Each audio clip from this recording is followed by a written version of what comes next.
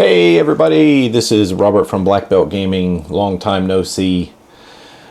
Welcome to the Dungeon. This is a game I just picked up in the United States on my last visit. Some of you may have already known about this game, but it was new to me. And this is one of these lighter games that I thought I might try and see if I could use it in some of my English classes here in Japan. I use games to get students focused on something so that they don't feel a lot of pressure to engage in conversation. The conversation kind of comes out naturally as we start playing the games and they start working on their listening skills, and then step by step they increase their vocabulary as the game demands. So here we have Welcome to the Dungeon. This was actually, I think, made by a Japanese designer. And what I thought I would do today is show off a solo variant, believe it or not, that I found on Board Game Geek. And I thought it would give me a chance to somewhat test the game and see how it worked. Let you take a look at it in case you haven't seen this game before. And I've actually had the chance to play this with family a couple of times, and it was a lot of fun. It took me a while to wrap my head around one of the concepts, which was removing equipment and why I would do that. And it just took me a little bit of time to sort of catch on to that idea. But after a couple of plays, I think I'm getting it. And let's take a look at this solo variant. Well, I want to give full credit to the individual who developed this variant. He's on Board Game Geek. I have not communicated with him, so I hope it's all right that I'm showing off his variant here, but his name is Don Riddle, and this is a variant that he wrote up that's going to use the game and a 10-sided die. So instead of just showing you a bunch of text, I thought we would just jump into the gameplay and I'll explain it based on his variant, and we can still see basically how the game works. Well, the first thing you want to do is get your hero. We're going to start with the basic warrior. He has 3 hit points, and he carries 6 pieces of equipment. This is a dragon spear, which allows him to defeat the dragon immediately. We have a shield, which gives us +3 hit points, and armor, which is another +5. A torch. A torch will allow us to defeat monsters with a strength of 3 or less. So things like goblins and orcs, I think we can scare away. The Holy Grail defeats monsters with even numbered strength. And a item that kind of was going to work unusually here in this solo variant. It's the Vorpal Sword. It's defeat one monster that you choose before entering the dungeon. I didn't see anything in this solo variant to really explain how we're supposed to adjudicate this Vorpal Sword. And so I was doing it with yet another die roll of a d8, and I'll explain that a little later. So let's get started. When you play this game, you've got a card here showing you a list of the different creatures you can encounter in this dungeon. There is a white side and a red side. This will track, basically if it's on the white side, you as a hero are healthy, or as a player are healthy, and then if you suffer a defeat and your character dies, you as a player take a wound. If you suffer another wound, you're out of the game. So we're going to put one of those maybe over here for our AI, and I'll put myself over here on the right. That'll be my card. We have our dungeon cards here. I think they're exactly 13. And then these success cards. When we successfully go through the dungeon, we're going to get one of these success cards. That means our hero makes it through the dungeon and defeats all of the monsters. If we do that twice, we win. So it takes 2 times to win or 2 losses to lose. With this solo variant, we're supposed to take out 4. 1, 2, 3, 4. 4 of these cards and mix them into our main dungeon deck. So let me do that now.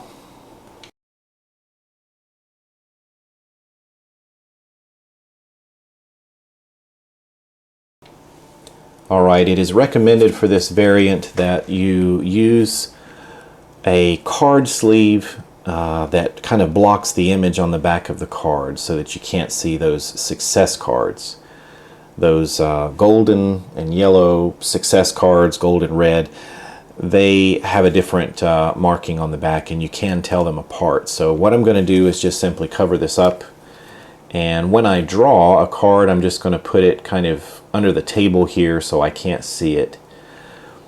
And according to these solo variant rules, if I draw a success card I'm supposed to treat it as a mimic. That's an old Dungeons and Dragons creature. It's something that looks like a treasure chest or a chair, but once you approach it, it comes to life and attacks you. So the mimic is considered an even numbered creature, so it can be affected by the Holy Grail, but it is only a creature that does 1 point of damage to you. So it's not that dangerous. It's pretty much on the same damage level here as a goblin. So it's a small, even-numbered creature that does 1 hit point of damage. So the Holy Grail can knock it out. Also, it looks like the torch here can take care of it too, since the torch defeats creatures of strength 3 or less.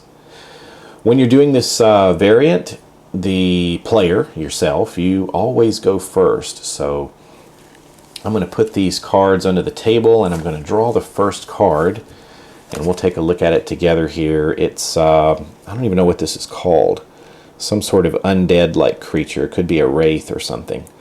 This can be defeated with a cloak or the Holy Grail. We do have the Holy Grail. So let's just put this one down here at the bottom and say that's going into the dungeon, because I know we can defeat that as long as we hang on to the Grail. So what do I do now for the AI player? Well, that's where we take our D10, and I'm going to be using my Star Wars app here. And I'm going to just ignore the green die for now. I'm going to roll this D10, and we've got a 1. According to these rules, 1 through 6 means that one of these pieces of equipment gets taken out. So bad news for us. Number 1, this is 1, 2, 3, 4, 5, 6. Number 1 is the dragon spear. That means if the dragon is going to be in the dungeon, we're in big trouble. So this is taken out, and we just simply take the top card from the dungeon. We don't know what it is, and the dragon spear is put to the side. So now, putting the cards back under the table so I can't see, I draw the next one, and we've got a, looks like an orc here. We can defeat him with a torch, so let's go ahead and put him in the dungeon and say, you know, we'll be ready to take him on. We're going to roll the dice again. This time we've got a 0, which is equivalent to a 10. It says when you roll a 7, 8, 9, or 10, you're supposed to count the number of cards in the dungeon, which is 2, and any of the cards taken out, which is 1. So I have a total of 3 cards. If the number rolled is exactly equal to these number of cards, the number in the dungeon plus any cards taken out, if it's even, if it's exactly equal to that, then the AI player passes to you and you get to try to go through the dungeon. So that is not equal. So we keep going, and what he does, he's not passing, he just simply takes the top card and puts it in the dungeon. We have no idea what it is. Back to my turn. I'm drawing my next card. We can definitely take this out. We still have both the torch and the Holy Grail. We'll put that in the dungeon. Let's see what the AI player will do. He's rolled an 8. With an 8, we add up the cards again. 1, 2, 3, 4, 5. So nope, he's going to take the top card and put it in the dungeon. And we know that is a mimic. So that's going to be the advantage of putting those sleeves on your cards so you can't see the back. I already know what that is. So it's a little advantage for me, but that's all right. Let's keep going. My turn. I draw the next card. And we've got this big golem thing that needs to be defeated by a big warhammer. And I don't have anything that can do this. That means that if this thing attacks us, it's going to do 5 hit points of damage. You know, it would crush my armor. We've definitely got enough hit points to soak this up, but probably the wise thing to do for something like this is to use the Vorpal sword and name this as the sword as the Golem Slayer, because there are 2 of these in the deck, and how you know that is because you see that on here. There's 2 of those that could potentially show up in the dungeon. So let's put that in the dungeon and say the Vorpal sword. We've got to keep that in mind. That's what we're going to say for us is the named creature to defeat. Let's give our dice another roll. We've rolled a 7. Let's see what we've got. 1, 2, 3, 4, 5, 6, 7. So that means he passes to us. We might have gotten lucky here with that. I think I can do this. It's time for us to try to send the warrior through the dungeon now. The AI player has chickened out. So we take these one at a time and go through the stack. We're going to say that we have a sword of Golem slaying. So he is slain. He's out. We've defeated him. We've got the Mimic, which is defeated easily by the Torch or the Holy Grail. We've got a Skeleton, which is easily defeated by either the Torch or the Holy Grail. We've got a Vampire, once again defeated by the Holy Grail. We've got an Orc defeated by the Torch. And then we've got this Wraith guy also defeated by the Holy Grail. We sailed through that with no problems. That means we get a success card. 1 more of those and we win the game. All right, welcome back. Here we go with hero number 2. We've got the Rogue this time. I want to say, is that the same? Yeah, the warrior had 3 hit points. The rogue does as well. But the equipment is going to be a little different here. We have a Ring of Power, which defeats monsters with a strength of 2 or less and adds their strength to your HP. So you actually heal or get a boost to your HP if you kill these weaker creatures. We have a Vorpal Dagger, which I think does the same thing as the Vorpal Sword did. Interesting. We have a Healing Potion. This means if we run out of HP, we can drink this potion and get that number of HP back and see if we can make it through the rest of the dungeon. We have a Buckler giving us +3, Mithril Armor +5, and an Invisibility Cloak, which I think is great against the stronger monsters. So let's get started. I'm going to go first, and the very first creature I have is one of these mimics according to this variant rules. That's what these success cards are. So a mimic, once again, is an even numbered creature, which here isn't really going to matter. And it only has 1 HP, so it might be good to use this Ring of Power with this thing. So we'll definitely put that in the dungeon. Let's let our AI make its roll here. And on the D10 we have a 2. Uh-oh, the Vorpal Dagger is already being pulled out. We take the top creature, and the Vorpal Dagger's gone. I don't know what creature it took out, so we need to press on. Cards under the table so I can't see. Next creature here is one of the golems. That would have been great for that dagger.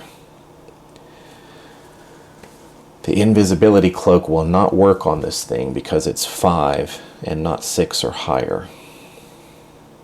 Tell you what, let's take out this golem. And this time I'm going to be removing a piece of equipment. I'm going to remove this little shield. AI, and we have 3. 1, 2, 3. The healing potion goes out, and with the healing potion is one of the mimics. What a waste.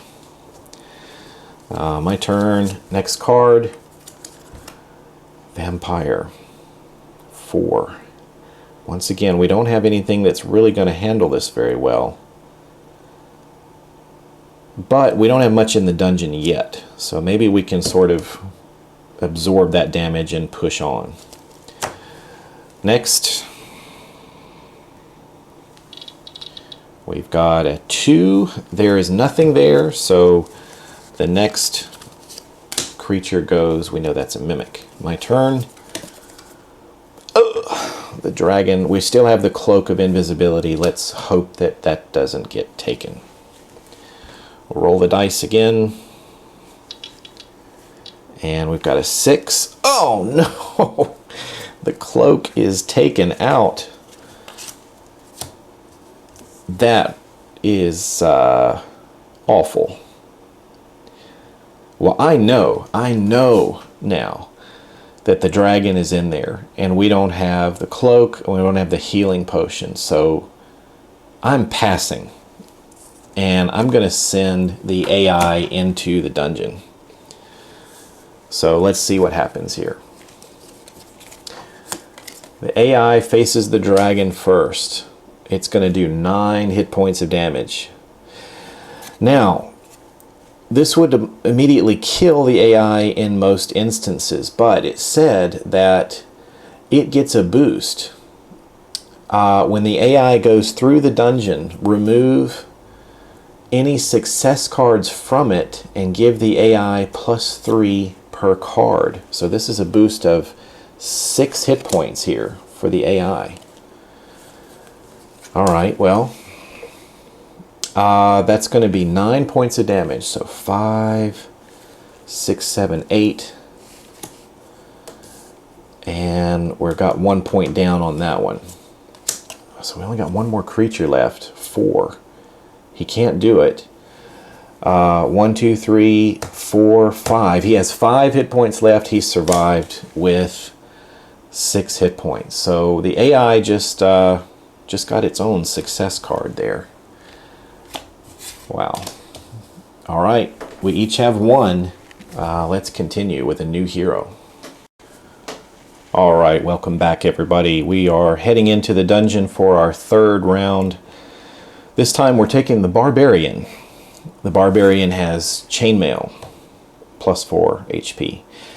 A vorpal axe, which I think works a little differently from the sword and the daggers before. You can defeat any one monster after you draw it, and you can only do it once per dungeon. So pretty much any creature that terrifies you that you encounter, you pretty much lop its head off with this vorpal axe, but then that's it. Its power is spent. You have a leather shield, +3. Healing potion, same as the rogues. Torch, same as the fighters, the warriors. But you've got this this badass hammer here that's going to defeat all those golems. But no dragon spear, no magic cloak, nothing like that. Let's get rolling again. As usual, I will go first. And we draw a golem. We're not afraid of him. We've got the hammer to take care of it. Let's give the old AI roll 6. Right away, the AI says, well, you like that hammer. I'm not going to let you have it. We take some unknown monster and we take it out. All right, so I know now that the golem is out. I'm sorry, that the hammer is out and the golem is still in there. And that's going to be 5 damage. We're going to have to soak unless we use the axe to kill it. Having that axe is nice. Let's see what else we've got. We've got this orc. We do have a torch. I'm not afraid of him. We'll keep moving on. The AI rolls a 3. We're going to lose our shield. So we take out another unknown monster, remove the shield. I think we can still do this, so we're pushing forward. Yeah, got a goblin. We should be able to handle that, no problem. Let's give a roll for the AI. We've got a 9. We'll do a quick card count. We've got 3, 4, 5. That doesn't equal 9, so we just simply take the next monster and put it on top. And unfairly, we can see that that's a mimic, so nothing to be too worried about. Next card. We'll keep him in there. We've got an orc. Our torch should handle that.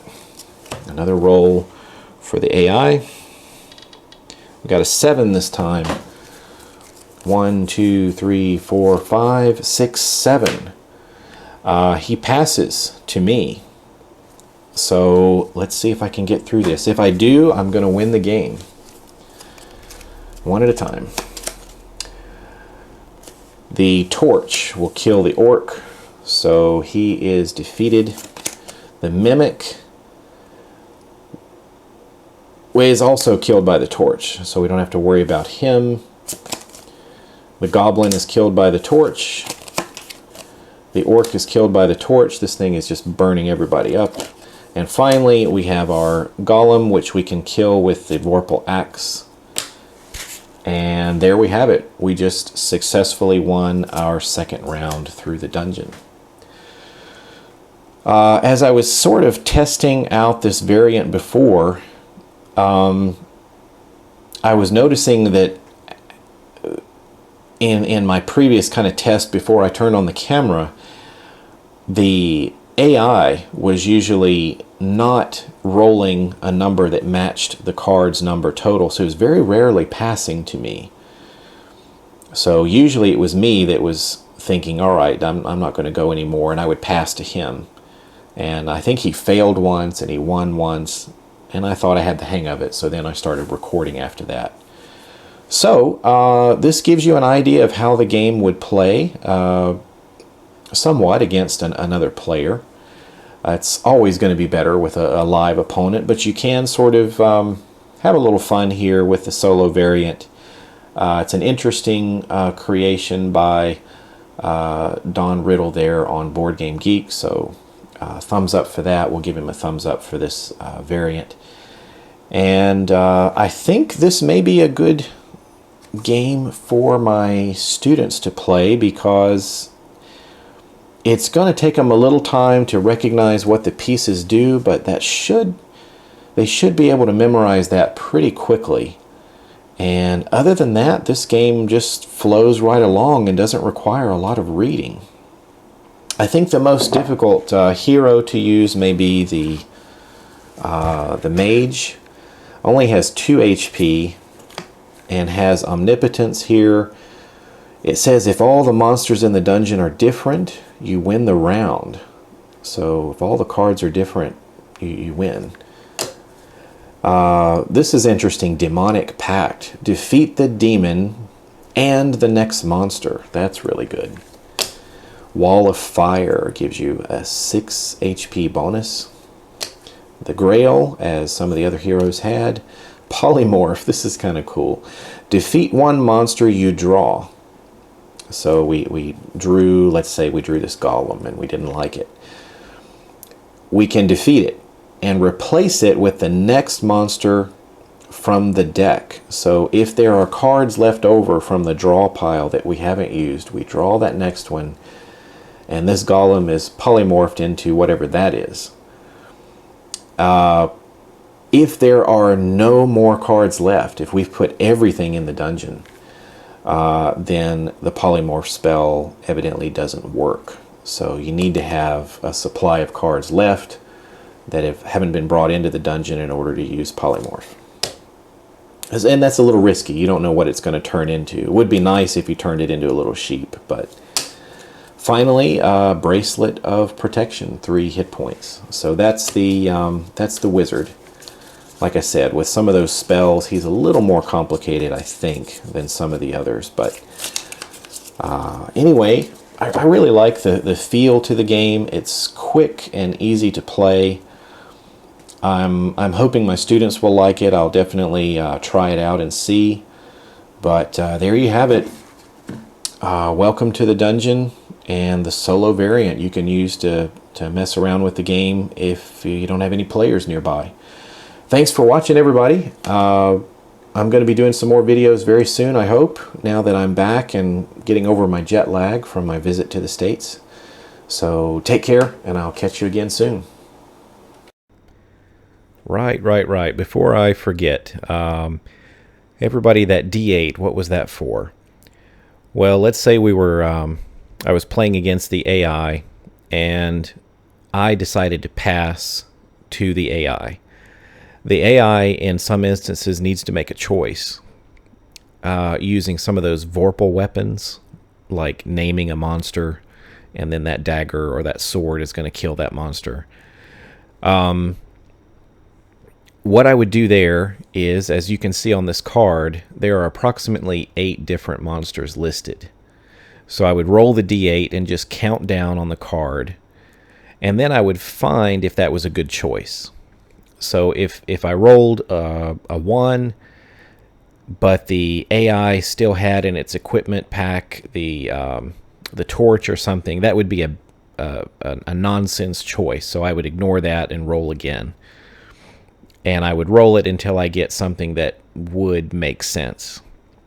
So that's what I was doing that for. So when the AI needs to make a choice on what monster that the magical weapon should destroy, it's still a bit random, but I try to make sure that it's a choice that would make sense with the equipment left over.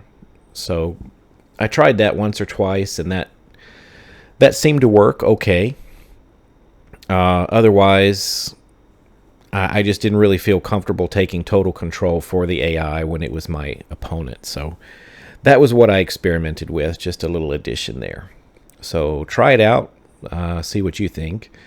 If any of you have a better idea, please post it below, and I'll try it out. Thanks for watching.